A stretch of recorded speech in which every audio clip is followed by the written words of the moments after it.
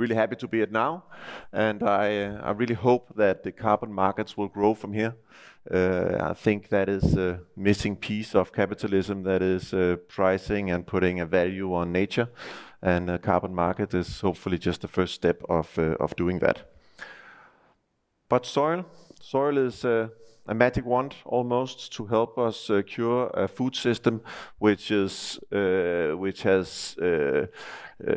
destroyed a lot of our natural habitats and which is also deteriorating our soils. So let's start with the big picture, something you all know, our commitment to Paris and staying within 1.5. As everybody knows, the decarbonation challenge here is unprecedented, and I can see even in the first years of these columns that we are off track. But the green part downstairs, that's also important, and that is the carbon removals. We will not get to Paris unless we start removing carbon from the atmosphere, and we are not doing that today. We are basically at zero. We heard about it from Jerome before, about nature positive. Nature has of course been the primary driver of keeping a balance, and has millions of years of innovation of how to take CO2 out of the atmosphere. We also are looking at engineered options, as we heard before, but all this will not happen unless we add some finance. And we start financing removal, start financing the technologies that will make it happen, and start trusting the nature-based assets and start putting a value on nature. And that is up to the carbon credit markets, and I'll come back to that. So soil, one of the three levers we talked about earlier. So we have the trees and we have the oceans and we have soil. Soil is an amazing carbon sink. It can store more 2 to 3 times the amount we have in the atmosphere. It's basically the organic matter we have in between all the different small pieces of rock in the soil. The question, of course, is how do we reverse it? How do we take the carbon from the air and put it back into the soil? And there we turn to farming. As most of you of course know, intensive farming has degraded our soils over the last many decades, and it's primarily been due to intensive methods. Moving back, the good news is that we can reverse this development. We can, with a few principles, reverse it and build organic matter back in our soils, and thereby taking CO2 out of the atmosphere. Those 4 principles are about tilling, fertilizer, and covering the soil. So a lot of the issues we've seen in agriculture is that soil is a delicate ecosystem. It's a fine balance between the microorganisms and the fungi and the roots.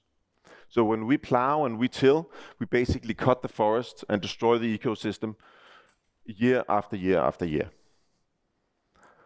At the same time, as we imagine also, the soil, the biome of soil, the microclimate of soil is close to what we have in our gut. So adding a lot of fertilizer is the same as if we ate one kind of food every day. That of course will not be good for our intestines, it will not be good for the way we process. We need a lot of different foods to be healthy. Same with the soil. It's a bit, if we keep on adding synthetic fertilizers, we keep adding to this imbalance, and we need to add more and more and more, and the soil loses its fertility. And then lastly, we cannot leave it open to the elements. Soil has never been open to the elements in nature. There's always been crops above it, so we need to protect it. And we do that with cover crops in between the cash crops that we use on the fields. And secondly, we leave the organic residues we have from the production. But if you follow these principles, then there's enormous potential. 0.5 gigaton just in Europe alone if we migrate to regenerative practices in European farmlands. So how do we do this? Well, we turn to this guy and the 500 million farmers we have globally. These are the ones we need to understand and understand how they think and how we can help them. Being a farmer is no easy task.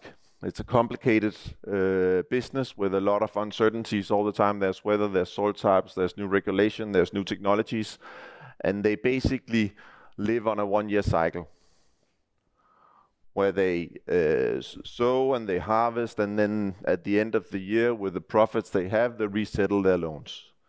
A 1-year cycle is not good for long-term thinking, and it's not good for change.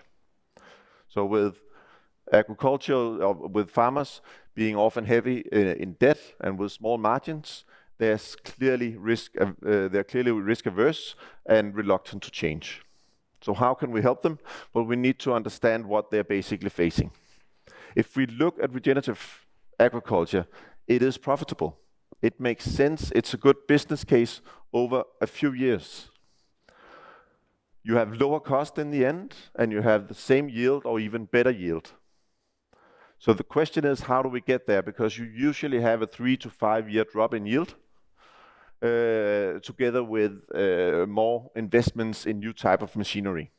And as you can imagine, if you are a farmer, and they are often close to retirement, about 80% of the European farmers are close to 60, that means that you really don't have a long-term strategy. So we need to help them bridge this gap, this 3 to 5 year gap, where they have both the mindset uncertainties and the perceived risk, but also a financial gap. And that's where the carbon markets come into play. The carbon markets are basically a way of how we can finance carbon removals. And we all need it, as we talked about before, we need carbon removals. But we could do this at the same time. We can help the farmers, we can help our own net zero targets, and we can help the planet, and we can definitely help the food system that needs to reverse its development. So what is a carbon credit? I guess most of you know it. We've talked more about it today, but it's basically 1 ton of CO2 equivalent removed from the atmosphere and stored away permanently. To have a carbon market that works, of course, we need to trust that it's quality, and we need to trust that it's valid. So there are these quality criteria that we have to meet up to, being that it's additional, being that it's permanent, being that it's actually the right amount and the right quantification. With 500 million farms around the world, in different regional zones and different soil types and all that, different cultures, of course, that's a huge undertaking if we should do this from farm to farm. So that's where technology comes in, and that's where we're lucky that we have developed so many different technologies over the last years. This was way more difficult 10, 20 years ago. Today we have satellite imagery that helps us, and we have AI that also helps us refine the soil and geological modeling we have. So by doing that, we can see basically how a farmer tills on every field. We can see what crops he uses, whether he uses cover crops or not, whether he leaves his residues, organic residues on the field or not. So we can follow all these principles with satellite imagery. And we can support it with the information systems from the farms themselves and with the farmer input. And in that way, we can triangulate our models, our satellite imagery, our farm information system, and thereby ensuring that we have the measurement and the and the monitoring and reporting and validation or verification which is needed to have a high quality premium carbon credit.